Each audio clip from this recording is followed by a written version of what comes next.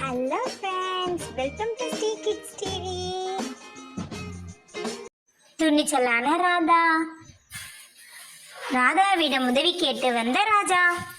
அந்த அழகான பூஞ்சாலை கிராமத்துல ரொம்ப துணிச்சலா வாழ்ந்துட்டு இருந்த ராதா மரமேற்ற பாட்டிக்கு உதவி செய்யறதுக்காக பக்கத்து ஊரான வனபுரிக்கு போகும்போது காலில் அடிபட்டிருந்த ஒரு சிங்கத்துக்கு உதவி செஞ்சதும் சிங்கம் எல்லா விலங்குகளும் உன் பேச்சை கேட்கணும்னு வாக்குறுதி கொடுத்தது.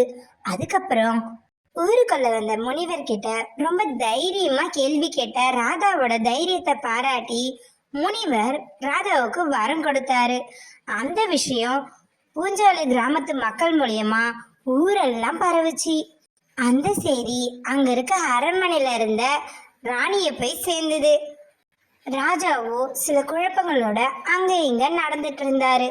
அதை பார்த்த ராணியோ என்னாச்சுன்னு கேட்க ராஜா சொன்னாராம், இல்ல நம்ம புலிக்கு ரொம்ப உடம்பு சரியில்லை போல அப்படின்னு.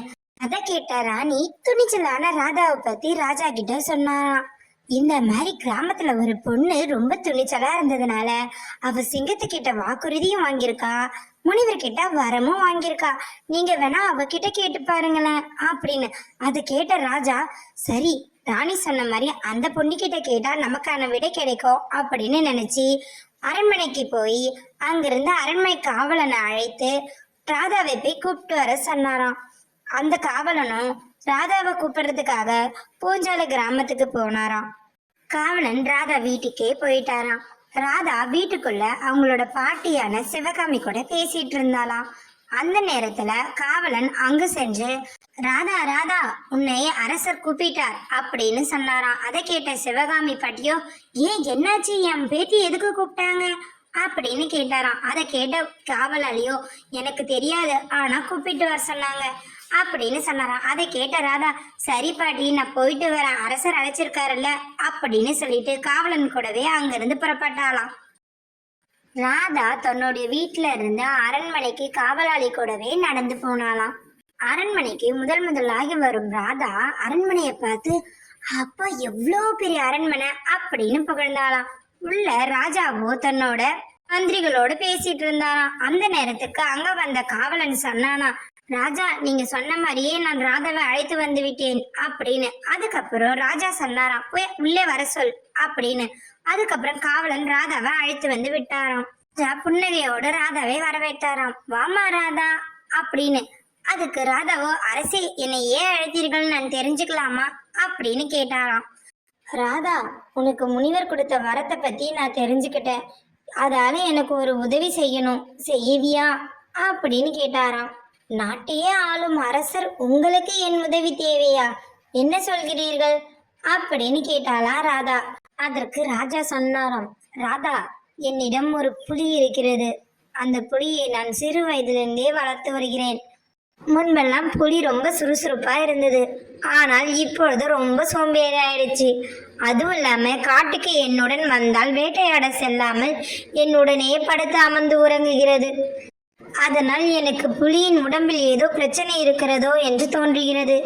நீதான் விலங்குகளிடம் பேசுவாயே, அதனால் கேட்டு சொல்கிறாயா ராதா அப்படின்னு கேட்டாராம். சரிங்க ராஜா, எனக்கு முனிவர் கொடுத்த வரத்தினால விலங்குகள் பேசுறது கேட்கும் தான், நான் கேட்டு பார்க்கறேன் அப்படின்னு சொன்னாலா ராதா. அதை கேட்ட அரசரோ, எனக்கு இந்த உதவி செஞ்சால் நீ என்ன கேட்டாலும் நான் தருகிறேன் அப்படின்னு வாக்கு கொடுத்தாராம். அதுக்கப்புறம் புலியின் அறைக்கு சென்றாலாம் ராதா. புலி நன்கு உறங்கி கொண்டிருந்ததாம். அருகில் அமர்ந்த ராதா புலியை அழைத்தாளாம்.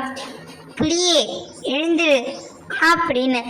புலியோ எழுந்து, யார் அது என்னை எழுப்பியது அப்படின்னு கேட்டுச்சா. அதுக்கு ராதாவோ, நான் தான் ராதா அப்படின்னு பதில் சொன்னாலாம். அட, நான் பேசுறது உனக்கு கேக்குதா அப்படின்னு ஆச்சரியமா கேட்டுதான் புலி. அதுக்கு ராதாவோ, ஆமா ஆமா, எனக்கு ஒரு முனிவர் வரம் கொடுத்திருக்காரு, அதனால விலங்குகள் பேசுறது எல்லாமே எனக்கு கேட்கும் அப்படின்னு பதில் சொன்னாலாம். அதுக்கப்புறம் ராதா புலி கிட்ட கேட்டாலாம், இப்பெல்லாம் நீ ஏன் ஒரு மாதிரி நடந்துக்கிறேன்னு. அதுக்கு புலியோ, நான் எந்த விதத்திலையும் மாறுபடலையே அப்படின்னு சொல்லிச்சான். கொஞ்ச நேரம் புலிக்கிட்டே ரகசியமா ஏதோ பேசிட்டு இருந்தாலாம். அதுக்கப்புறம் மன்னரை பாக்குறதுக்காக வெளியில வந்தாலாம் ராதா. மன்னரோ புலியின் அறையின் வாசலிலே ராதாக்காக காத்துட்டு இருந்தாராம். வெளியே வந்த ராதாவை பார்த்து, ராதா புலி என்ன சொல்லுச்சுன்னு ஆர்வமா கேட்டாரா ராஜா. அதை கேட்ட ராதாவோ, மன்னா நான் விடையே சொல்றதுக்கு ஒரு நிபந்தனை இருக்கு அப்படின்னு சொன்னாலாம். அதை கேட்ட ராஜா, எந்த நிபந்தனையா இருந்தாலும் சரிம்மா நான் செய்யறேன், நீ சொல்லு அப்படின்னு கேட்டாராம். முதல்ல என்னோட நிபந்தனையை நீங்க நிறைவேற்றுங்க, அப்பதான் என்னால விடை சொல்ல முடியும் அப்படின்னு சொன்னாலா ராதா. சரி உன் நிபந்தனையை சொல்லு அப்படின்னு சொன்னாலா ராஜா. அதுக்கு ராதாவோ, எனக்கு ஒரு நாள் ராஜா பதவி வேணும் அப்படின்னு கேட்டாராம்.